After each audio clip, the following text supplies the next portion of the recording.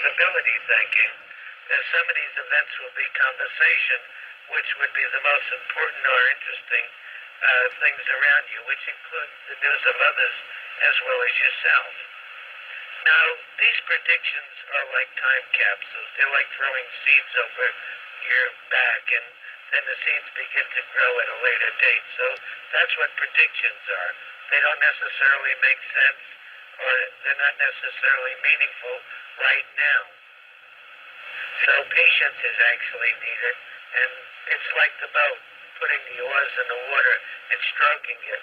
There begins to be a change, and it seems like nothing's happening, and then all of a sudden the developments take place, and all of a sudden there's another project at hand when another cycle comes, and you again put the oars in the water and stroke it again, and now you're moving into a different direction. Now, I consider myself, in a sense, a mental time traveler, a person that looks into the future and sees what might be undiscernible at this time to most people.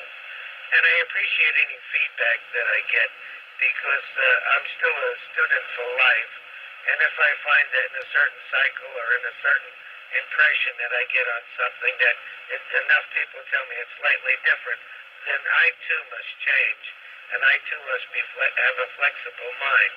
So very often I'll see somebody, and a few weeks later ask him, has anything else been observed or seen that was predicted? Because sometimes at the time of predictions, and most of the time, things are not necessarily apparent.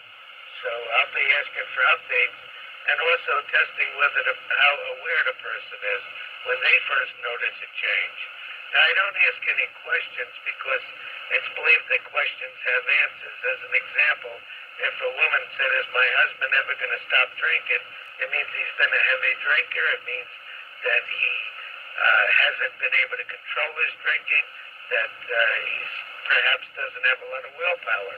So if I would tell the woman all of that, it would sound like I know something about it, but actually, by asking a question, she gave those answers.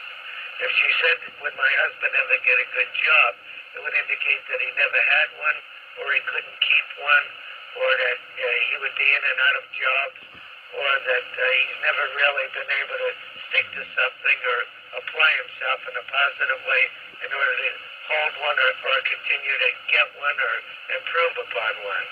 So I don't really ask any questions, and when I say that something comes up in conversation, it means that these are the most important or interesting events at the time, and they include events of people around you as well as yourself.